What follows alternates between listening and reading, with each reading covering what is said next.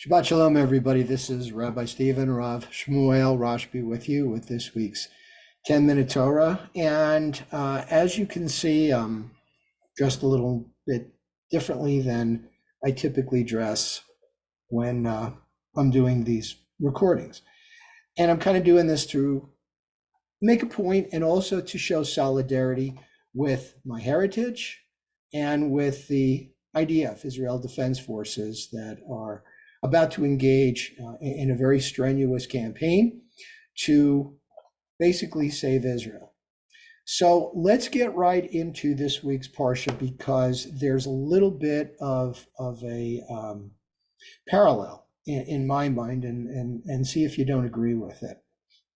This week's portion is Vayera, he saw. So here's Avraham after circumcising himself at the ripe old age of 99. And he's visited by three guests. So the Torah describes them as men, but we kind of know from the commentary and from the actions that these are really angels appearing as men. And of course, Abraham is the host. He offers to have them stay with him a little bit. He washes their feet. They're walking around in sandals. Their feet are dirty. This was kind of a common way to welcome guests back then in the Middle East. And he offers them first dairy, curds and whey, and then feeds them meat. And from this, we understand that when the laws of kashrut are given by Hashem to Moses, they talk about, well, if you can't eat meat and milk together, what are the rules about eating one or the other after you or before you've eaten the other one? And this kind of gives a clue. The fact that in kashrut, it's okay to eat dairy before meat, but then there's the ruling, the halacha, that we wait a number of hours, depending on your tradition, after having consumed meat before you can go back to dairy. So there are three angels, three messengers. Each messenger has a specific message for Abraham. The first one is that Sarah is going to give birth to an heir, something that they've been wanting. The other messenger is saying that Sodom and Gemorrah, and there's three other cities, the Goyim, Zoar, and Admah, I believe is the fifth one, that are going to be destroyed because the people are wicked. And the third one is that they're going to rescue Lot.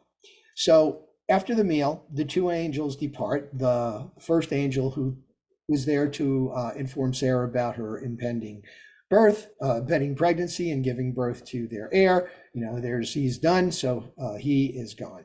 The other two angels go to Sodom, and if to justify the fact that it's going to be destroyed, once Lot, who was living in Sodom, because he liked the land there, it was very arid, he thought it was good, it would grow things, his cattle could graze.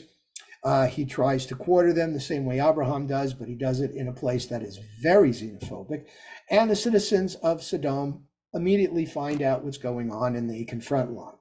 Now, in the meantime, Abraham, who is the father of all nations, basically proves his name validates his name by arguing with God himself or God herself, saying, you're going to destroy a whole town. What if you can find 50 righteous people?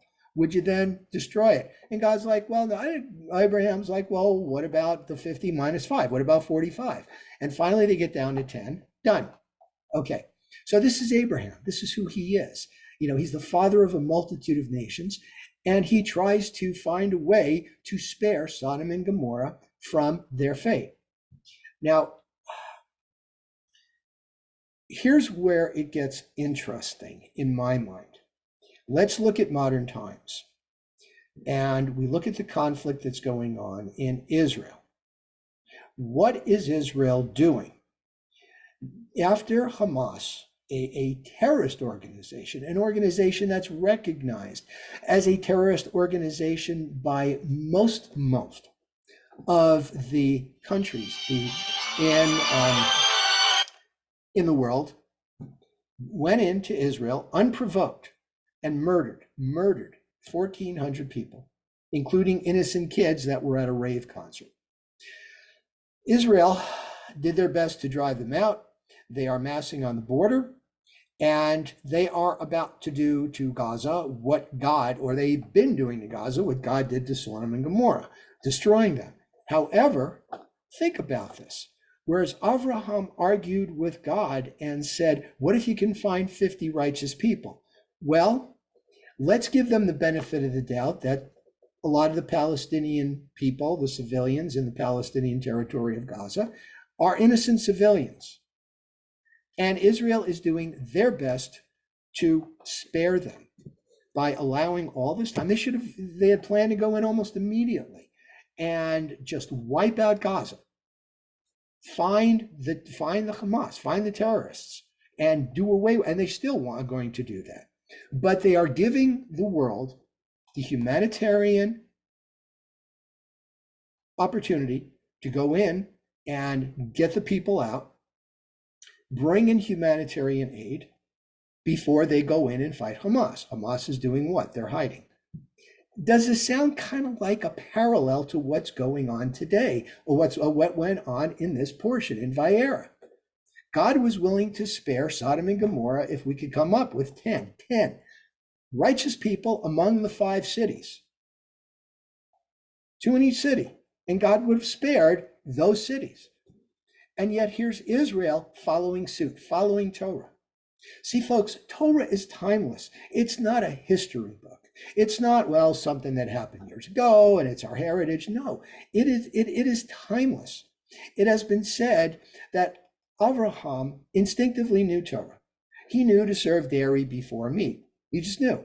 He knew to try and plead for the innocent people that would be destroyed by this destruction that God was going to run by fire and brimstones, in today's term, rockets and artillery, right? So we follow suit. We follow that. We observe. This is how we observe Torah.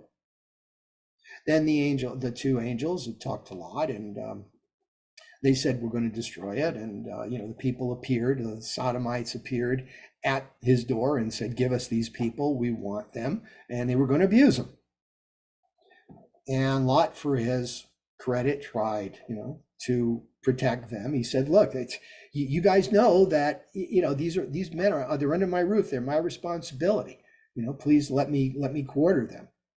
And the people would have none of it. The angels made him blind. They grab Lot, pull them in.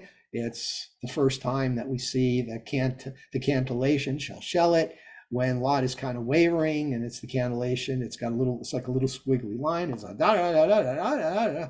The next time we see that is when Joseph later on is trying to resist the temptation, the seduction by Potiphar's wife. That comes later.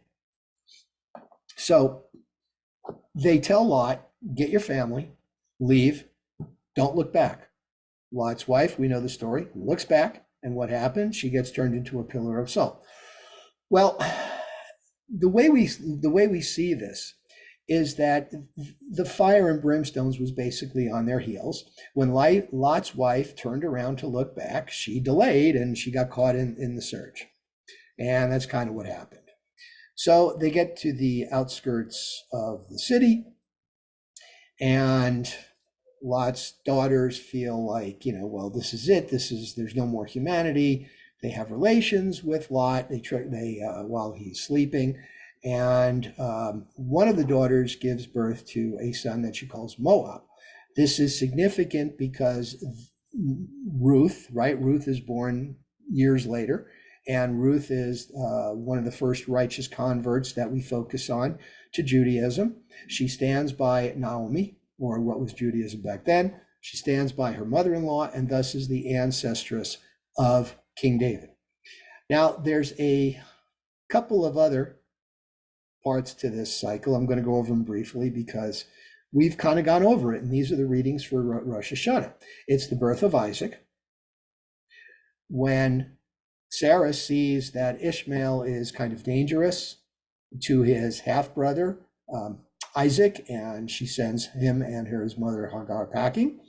And the next one is the Akedah, which means binding. It is the binding of Isaac. God comes to Abraham. This is one of his trials, one of the 10 trials.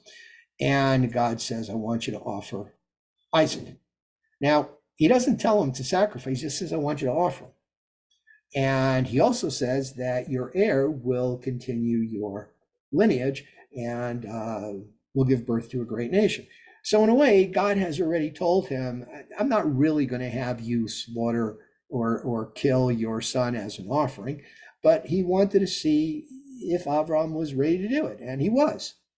And to his credit, God makes a covenant with him and says, your descendants will be like the sands on the beach. They will be like the stars in the sky. Now, people say, there's only 15, 16 million of us in the world. How is that like the stars in the sky? But consider the fact that we have existed and persisted for the last, 3.5, 4,000 years, 3,500 years. We've had that many people on this planet. Or maybe this hasn't come to fruition yet. I know that at our synagogue, we've had a lot of people that are interested in Judaism. I've been doing a conversion once a month, basically. So there it is. Okay, so pray for Israel. Donate to the cause. Do what you can. That's your offering. Think of it as that, as your sacrifice, as your offering. Be Jewish. Go to synagogue. Take precautions. But let's not stop being Jewish because of what's going on in the world. Stay safe, but still be Jewish. Shabbat shalom, everybody. I wish you peace and I wish you safety. And thank you, as always, for listening.